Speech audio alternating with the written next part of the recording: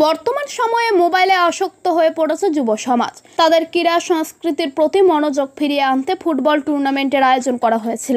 আগামী senior division football league খেলার যোগ্যতা অর্জন করল গোড়াবাজার সবুজ সাথী এবং করুণাশঙ্কর ভট্টাচার্য ফুটবল একাডেমি। সম্প্রতি জেলার দ্বিতীয় ডিভিশন ফুটবল লিগে জয়লাভ করে করুণাশঙ্কর ভট্টাচার্য ফুটবল একাডেমি এবং গোড়াবাজার সবুজ সাথী হয় রানার। দুই দলের পয়েন্ট 10 হয়ে গেলেও গোল পার্থক্যে চ্যাম্পিয়ন হয় করুণাশঙ্কর ভট্টাচার্য একাডেমি।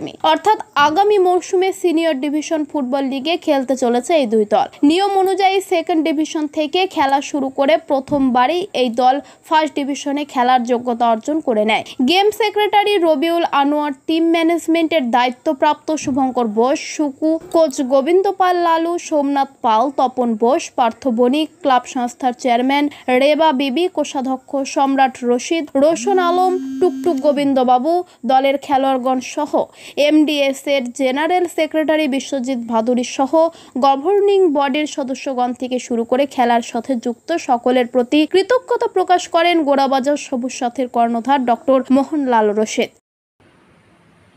আজকে আমাদের গোড়াবাজার সবুজ সাথী মুর্শিদাবাদ ডিস্ট্রিক্ট স্পোর্টস অ্যাসোসিয়েশনের অ্যাফিলিয়েটেড ক্লাব, সেখানে আমরা ওনাদের নিয়মে আমরা প্রথম বর্ষে আমরা সেকেন্ড ডিভিশন ফুটবল খেলার মধ্যে দিয়ে আমরা আজকে রানার্স হয়েছি এবং করুণাশঙ্কর ভট্টাচার্য একাডেমি চ্যাম্পিয়ন হয়েছি। যদিও পয়েন্টের নিরিখে দুজনাই আমরা সমান পয়েন্ট পেয়েছি, 10-10 করে।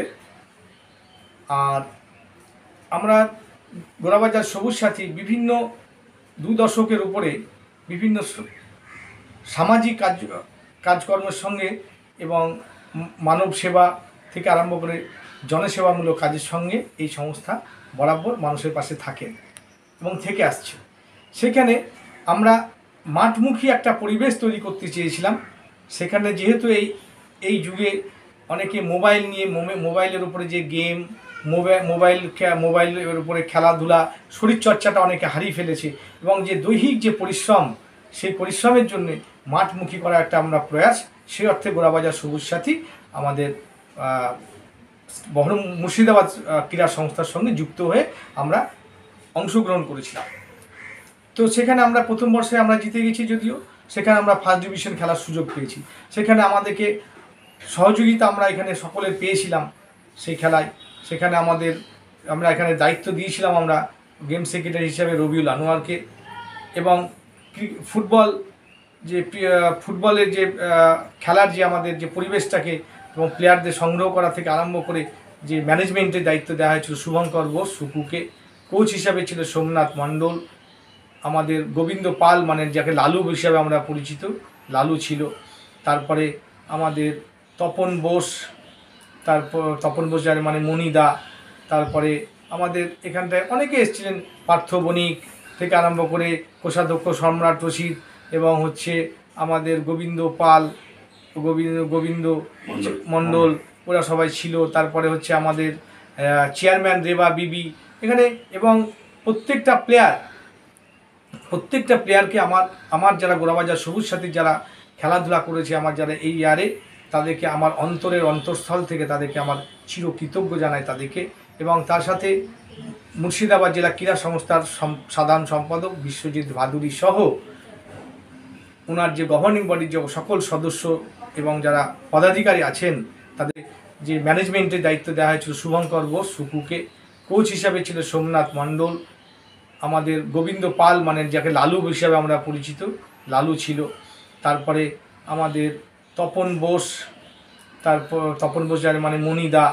তারপরে আমাদের এখানটায় অনেকে এসেছিলেন, পার্থ বণিক থেকে আরম্ভ করে কোষাধ্যক্ষ সম্রাট রশিদ এবং আমাদের গোবিন্দ পাল, গোবিন্দ মণ্ডল, ওরা সবাই ছিল। তারপরে আমাদের চেয়ারম্যান রেবা বিবি এখানে, এবং প্রত্যেকটা